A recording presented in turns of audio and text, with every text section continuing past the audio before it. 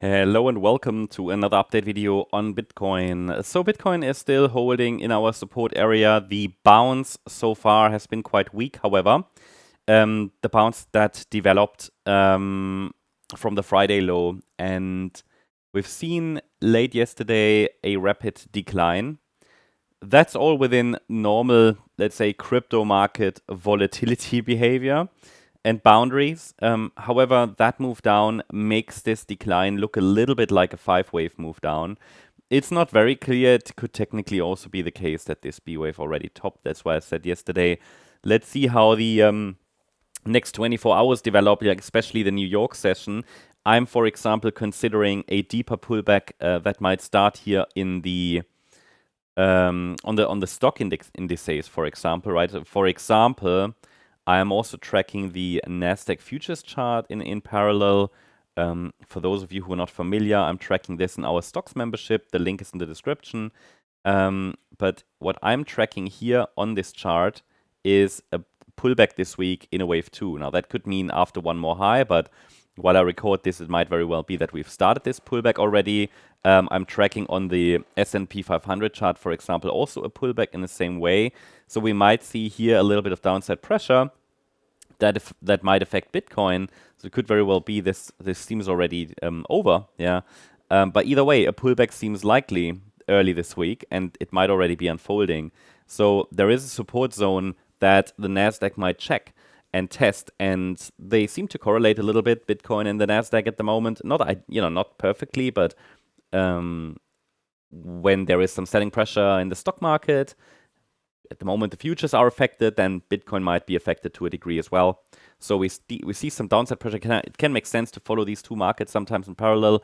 And obviously, yeah, we do see that on the Bitcoin chart as well. So we might see a little bit more downside before the next recovery rally, but we'll take a look at that on the nanostructure level. Context-wise, nothing has changed anyway. I mean, this support area is still unchanged. This here is already a pretty small wave degree anyway on the daily chart for Elliott Wave, but I'm also tracking really the smallest structures on the 15 to 30 minute charts, as you will see.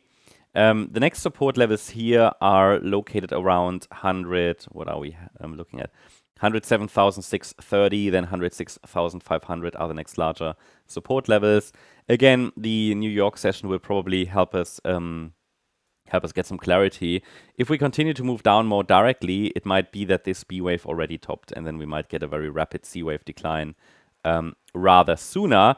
And then it's just important that we hold the 101,569 level. Yeah, at the moment it's possible this is just a 5-wave decline in wave A. But there are some possibilities I'm tracking, but this really only affects the nanostructures. The context here is unchanged. Yep, a major top could be in.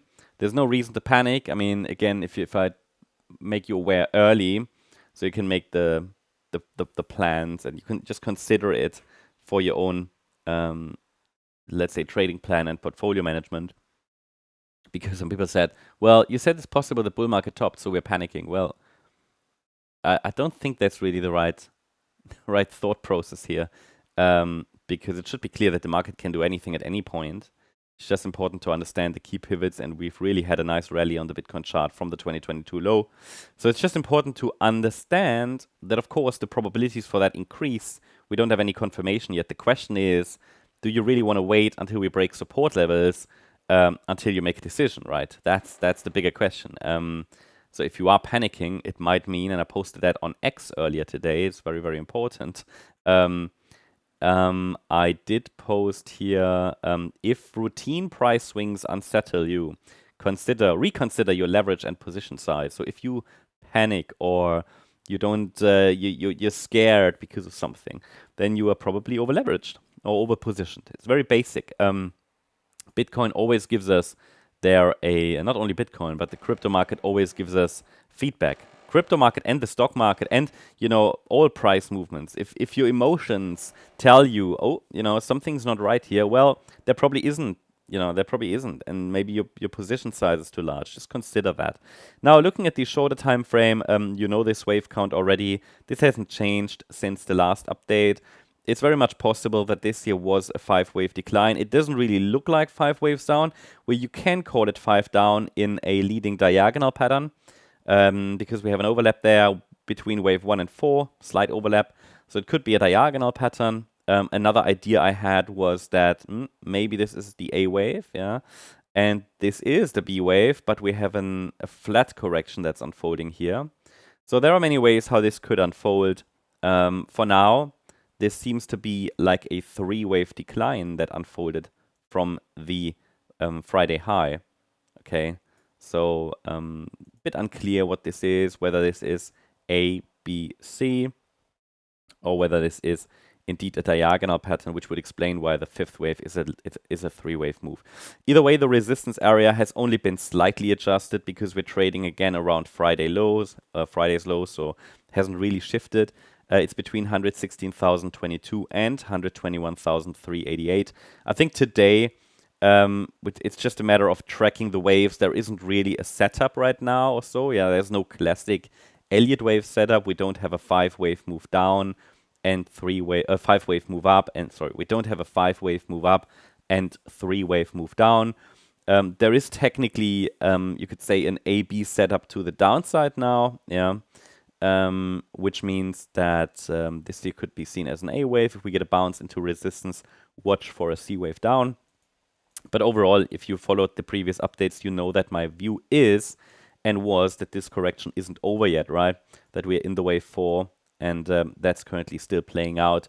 The microstructures have shifted a bit, but hasn't really changed anything other than it can now be considered a 5-wave move down, which, however, still confirms the idea further that we're still in this correction, right? But if anything changes, I will let you know on the nano level. The overall levels are pretty much unchanged, so I'll keep you updated. Hope you liked the update. If you did, please hit the like button, leave a comment, and subscribe. And if you really like the content, then please check out the channel membership. Also, make sure to follow us on X for additional updates, additional charts, and much more. You can find a link in the description and in the comment section. I'll be there after this video as well. If you have any questions, feel free to post them there. See you over there. Thanks so much. Bye-bye.